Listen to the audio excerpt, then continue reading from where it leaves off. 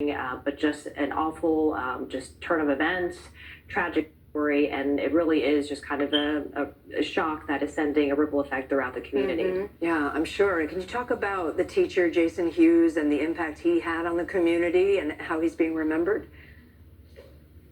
Yeah, so Kate, Jason Hughes, he was a beloved teacher at North Hall High School. His wife actually teaches there as well. He's also being remembered as a loving father and husband. He was a coach and mentor as well. And one of his students had this to say about him. Take a listen. If I ever had any problems, I could always run and call to him. Like if I had like financial questions or if I just had some personal issues, he was always the man I could call, and he would always be there. Meanwhile, so released as yeah.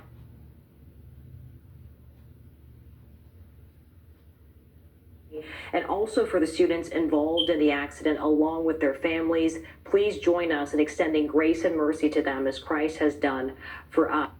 So worth noting that in an interview with the New York Times, Hughes' wife, Laura, actually said that the family supports getting the charges dropped for all of those involved in this incident as well. Wow, that speaks volumes. Kathy Park, thank you.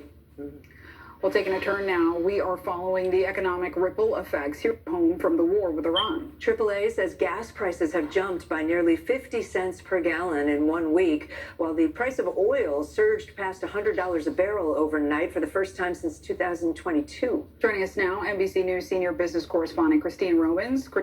Mentioned the price of oil. Track.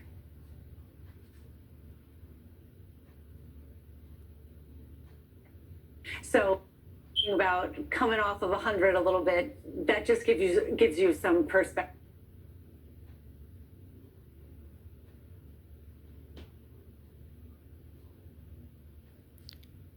Those prices are up a lot as well. So we're talking about what you pay at the pump, but there's also people who use diesel in their trucks and airfare.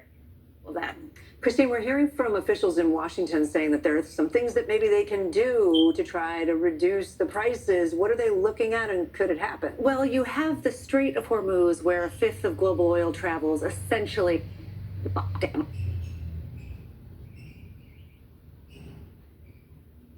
The red ones are the oil and gas ships, and they're not going through there.